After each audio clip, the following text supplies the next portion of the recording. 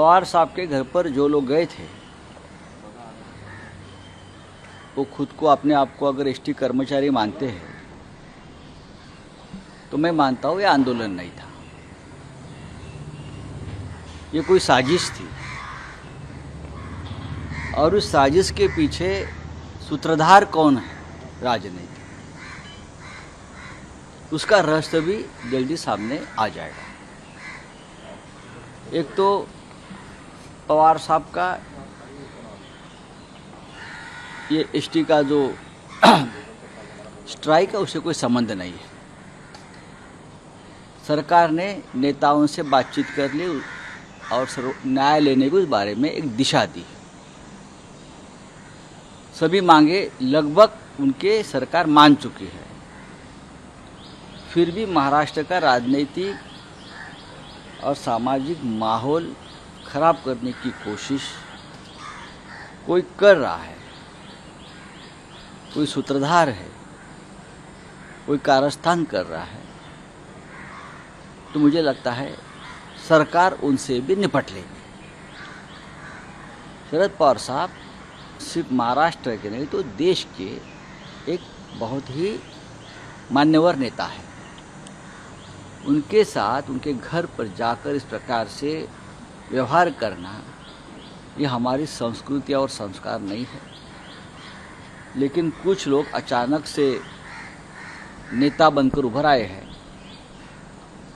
उनको एक political party से विशेष ताकत कुछ लोग दे रहे हैं, तो ये ठीक नहीं है।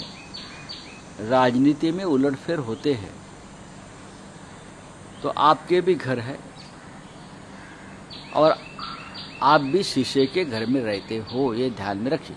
सर, महाराष्ट्र में इस तरह से पहली बार कभी नहीं हुआ, कभी नहीं हुआ, होना भी नहीं चाहिए, चाहे हम हो या तुम हो, ये ठीक नहीं है। आप जिस लोगों को पाल पोस रहे हो, राक्षस लोगों को, ये राक्षस आपको भी खा जाएंगे। मुझे लगता है वो अंडरग्राउंड हो गए हैं। आप लोग सवाल पूछते हो तो सवालों का जवाब नहीं देते, घूम फिर कर कोई और ही जवाब दे रहे हैं। लोगों से सवाल जवाब करते पूछ रहे घूमते हैं, लोगों को सवाल पूछते हैं, देश को सवाल पूछते हैं, हमको सवाल पूछते हैं। और जब आप पर ये बात आई है सवाल पूछने की तो आप भाग रहे हो। अंडरग्राउंड भूमिगत क्रांतिकारी है क्या?